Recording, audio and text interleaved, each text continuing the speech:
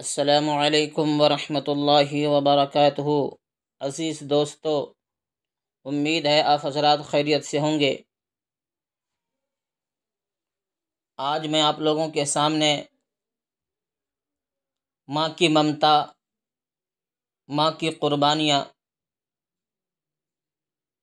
اور ماں کی محنتیں، اس کے سلسلے میں ایک بہت ہی درد بھری داستان، حیرت انگیز واقعہ لے کر حاضر ہوا ہوں۔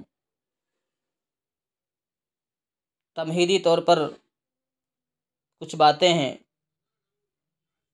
کہ مائیں جو ہوتی ہیں وہ اللہ کے خزانے کی بہت بڑی نعمت ہے۔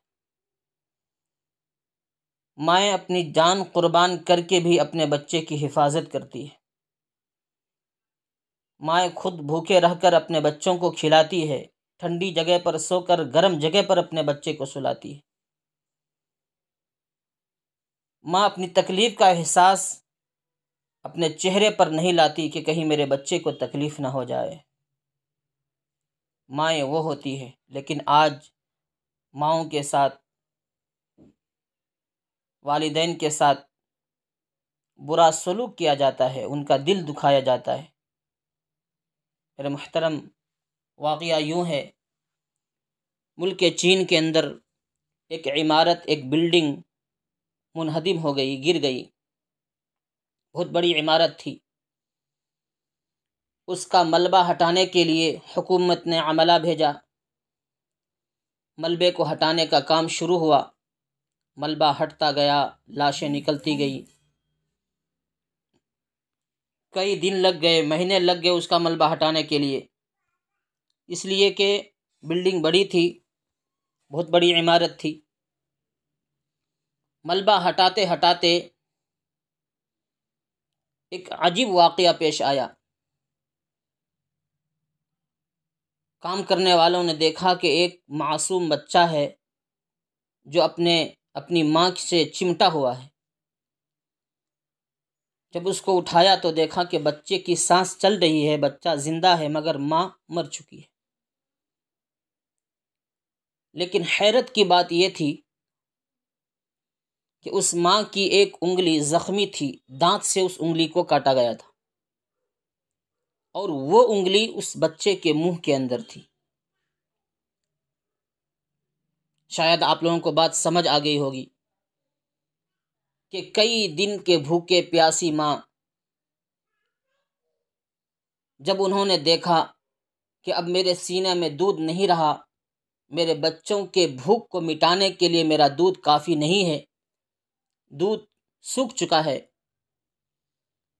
اب اپنے بچے کو بچانے کے لیے ایک واحد اور ایک راستہ ہے، وہ ہے جسم کا خون۔ خون کے سوا ماں کے پاس کوئی ایسی چیز نہیں تھی جو بچے کو کھلا کر یا پلا کر بچے کو زندہ رکھ سکے۔ اس ماں نے اپنی انگلی کاٹی اور اپنے بچے کے منہ کے اندر ڈال دی، تاکہ میرا بچہ میرے جسم کا خون چوستا رہے اور یہ زندہ رہے۔ اگر میں مر بھی گئی تو کم از کم میرا بچہ تو بچے گا۔ میرے محترم، اور ہوا بھی یوں کہ بچہ اپنے ماں کے جسم کا خون، بچہ ماں کے جسم کا خون چوستا رہا، کھینچتا رہا۔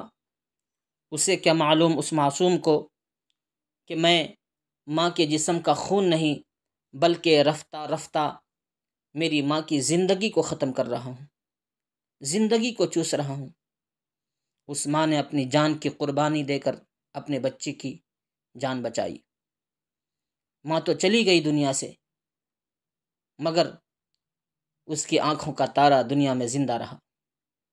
مائیں ایسی ہی ہوتی ہیں، چاہے جس کی بھی ماں ہو، صرف انسان نہیں، ہر مخلوق، جتنی بھی مائیں ہیں وہ اپنے بچوں کی ایسے ہی حفاظت کرتی ہیں، اپنی جان کی بازی لگا کر۔ میرے محترم، کبھی آپ اپنے ماں کے پاس بیٹھ کر ان کی باتیں سنیں، ان کے آنچل کی ٹھنڈی ہوائیں لیں، آپ کے دل کو سکون محسوس ہوگا۔